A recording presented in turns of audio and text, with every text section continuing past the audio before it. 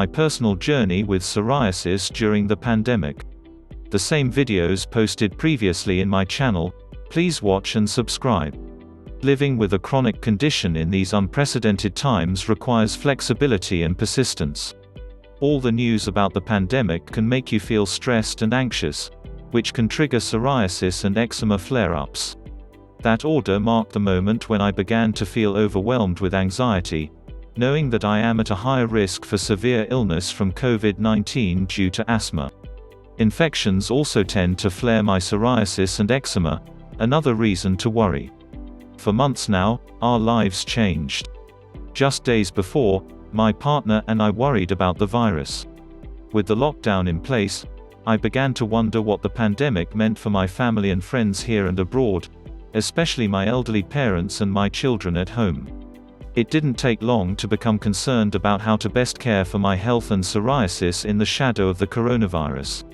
What follows are ways I'm caring for myself and my psoriasis in the midst of the pandemic. 1. Communicate with my healthcare providers. My local dermatology clinic shares a building with an urgent care center. Taking every precaution, I cancelled my appointment with my dermatologist just before the lockdown to avoid possible exposure to anyone sick.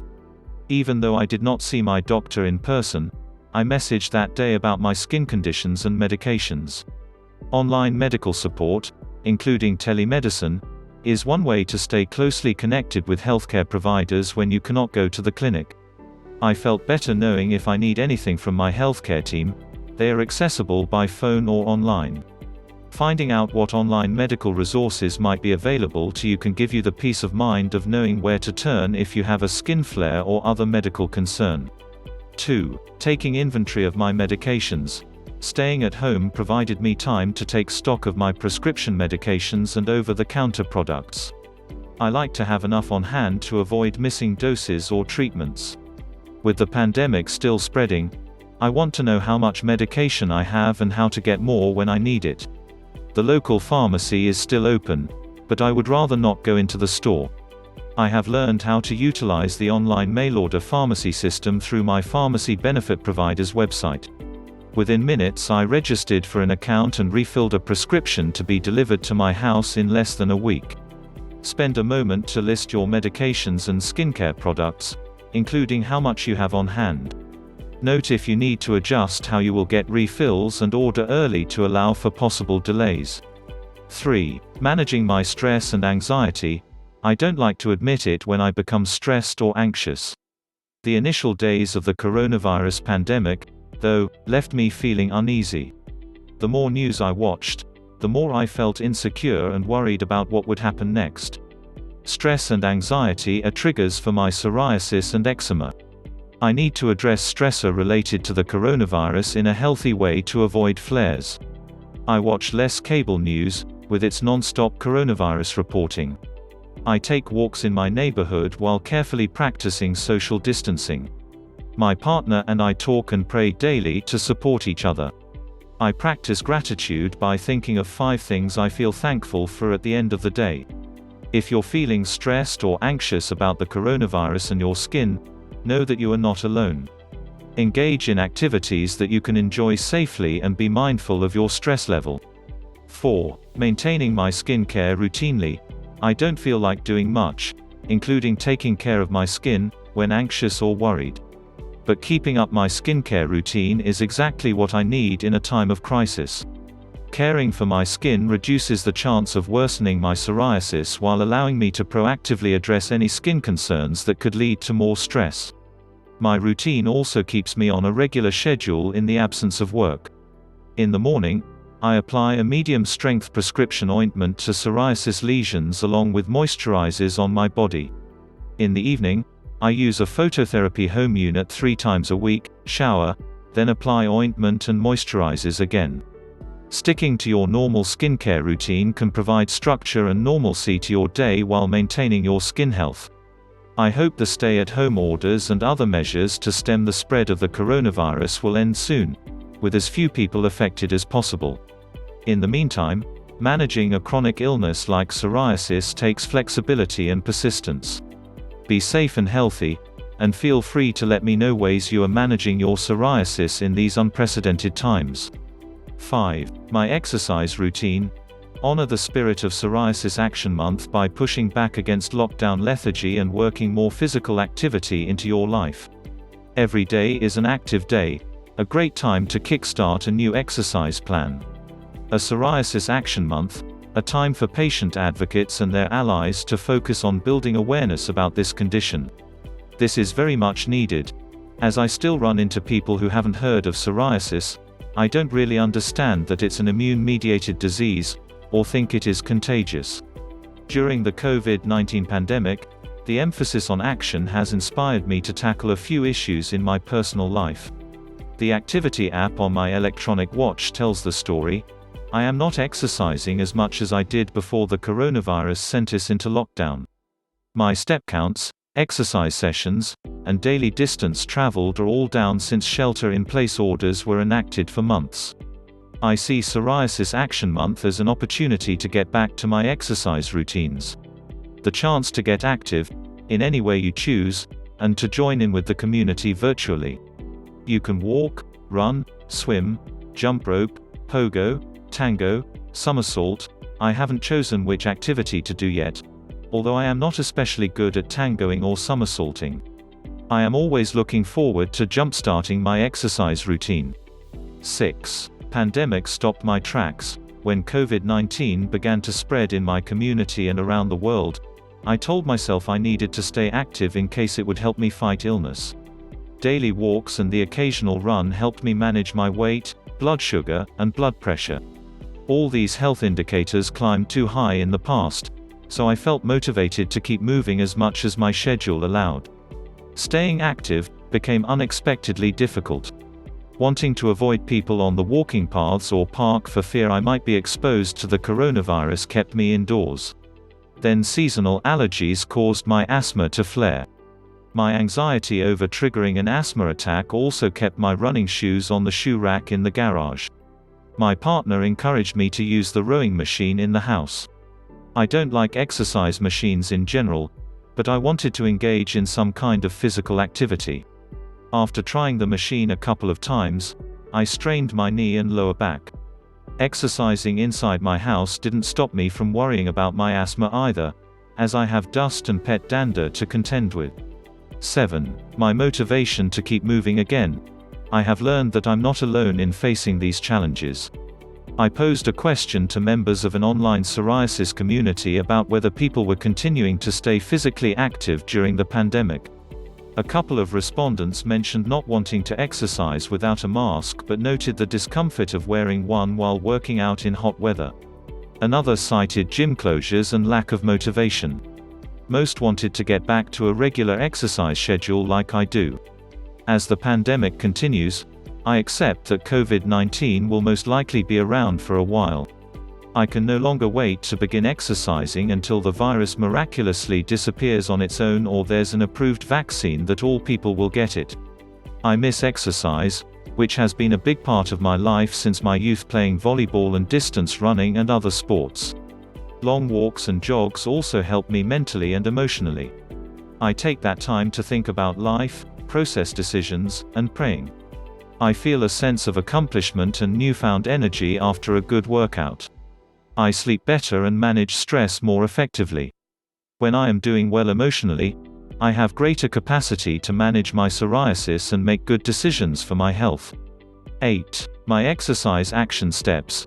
A big hindrance to following through with a new exercise routine is unrealistic expectations. I would like to pick up where I left off, but that probably isn't going to happen. I'm not in the same shape I was at the end of last year. I've lost conditioning. If my workouts are too strenuous, I could injure myself or set myself back. Before I start a new fitness regimen, I want to have a discussion about it with my healthcare providers this coming month. I need to make an appointment for my annual checkup with my primary care physician soon. I also have telehealth appointments scheduled with my dermatologist and allergist in the coming weeks. Thankfully, my new asthma controller is working well and seasonal allergies are less of an issue for me in the summer. I look forward to discussing my plan to start running again with my allergist and check in with my dermatologist about my recent blood lab results. In the meantime, I'll start with shorter walks in the cool of the evening. The park across the street from my house has a half-mile loop, which couldn't be more convenient. The later I go, the fewer people I encounter. I do like exercising alone, but I enjoy exercising with a partner even better.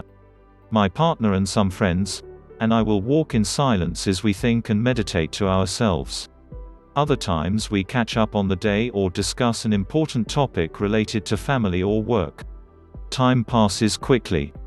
It's only one day, but it will mark my return to regular physical activity. As the coronavirus pandemic still in progress, we don't know when this crisis will be over. We have to be self-reliant and resilient to all the crises that we face every day. We can't wait for this pandemic be over. Videos will be posted every Monday, Wednesday and Friday. Please like and share and hit subscribe, it will help me to make more videos. Thanks for watching, see you on my next video, Ma Salama. COVID-19 vaccine is safe for IBD patients. To date, 2 different mRNA vaccines have been approved for use by the FDA. We open the new year with hope after a dreary year filled with ups and downs from the COVID-19 pandemic. As a woman with Crohn's disease, a type of inflammatory bowel disease, IBD, I have been practicing every precaution recommended by my doctor, from masking up to practicing social distancing and avoiding crowded, indoor spaces. While I'm used to being home a lot as a result of surgeries related to my disease and regular flare-ups, the pandemic was doubly hard for me because I have been in remission, and in good health to go out and about. Sadly, the pandemic had other plans. So when the news of the high efficacy rates of the Pfizer and Moderna vaccines hit the airwaves back in November, it was music to my ears. I thought to myself, finally there is hope. Finally, we may turn a corner. While I am planning on getting the vaccine as soon as it becomes available to me, I have been hearing a lot of vaccine hesitancy from the IBD community. Fellow patients have been reaching out to me for the past few weeks, asking for my opinion as an IBD patient advocate on the vaccines. People want to know how the vaccines work, if there is enough trial data to prove that it is safe for IBD patients regardless of their medication, if the vaccine will cause IBD symptoms to flare, if it will affect fertility, and on and on.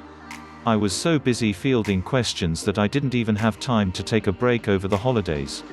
As I received question after question, I realized that I needed to roll up my sleeves and learn everything I possibly could around these vaccines to provide my community with answers. How the vaccine was developed so quickly. First and foremost, mRNA is not a new technology. A friend who is a doctor, who is also an IBD patient. This is a technology that has been researched and evaluated by infectious disease doctors and virologists over the last 30 years. She described mRNA as a post-it note, with instructions that get sent to the body's cells to teach them how to make a protein, or a piece of a protein, that triggers an immune response. The immune response produces antibodies that protect us if the virus does enter our body. So when SARS-CoV-2 began decimating parts of Europe and Asia early in 2020, scientists from around the world came together to work on developing a vaccine, and pharmaceutical companies to pivot their strategy and focus on vaccine development. This brought production to scale. Vaccine development was not sped up. All these agencies and companies were focused on one worldwide emergency and poured unlimited resources into it from an existing technology. Their collaboration was a real testament to human intelligence and scientific rigor. There were robust randomized clinical trials done in large populations. The results were clear. The vaccines had 90 to 95% efficacy rates. These rates are higher than almost every other vaccine developed besides the measles vaccine. And because they are not 100% effective, we must continue to practice other precautions, such as masking up and maintaining social distance, until we achieve herd immunity. The mRNA vaccines are safe for IBD patients. There is strong reason to believe that these vaccines are efficacious in IBD patients based on comparisons to data in other vaccines, including the vaccines for shingles and pneumonia. All IBD patients, including individuals on biologics, immunosuppression drugs, or with J-pouches or ostomies, should be receiving this vaccine. The vaccines are not live and only use one of the 25 proteins involved in this virus, so there is no chance of developing the SARS-CoV-2 from them. People with IBD might be concerned that the vaccine will worsen symptoms of Crohn's or ulcerative colitis. There is no evidence that these vaccines cause IBD flares or result in an increased risk of autoimmune conditions. People with IBD to get vaccinated with whichever one is available first, since both Pfizer's and Moderna's vaccines have similar efficacy rates. To stick to the same type of vaccine for both shots. The efficacy and safety has only been evaluated in patients getting the same type of vaccine. The only people in the IBD community who should not get vaccinated are those that are currently infected with the SARS-CoV-2 virus or patients who have been recently exposed to SARS-CoV-2. Exposed and infected patients should quarantine for 2 weeks and make sure they are fully asymptomatic, and then get vaccinated. Timing the vaccines around IBD meds. Many IBD patients are often concerned about how to time their vaccinations around IBD medications or other vaccinations. There is no need for this, and timing your IBD injections or infusions around this can do more harm than good. It's always better not to risk a disease flare-up.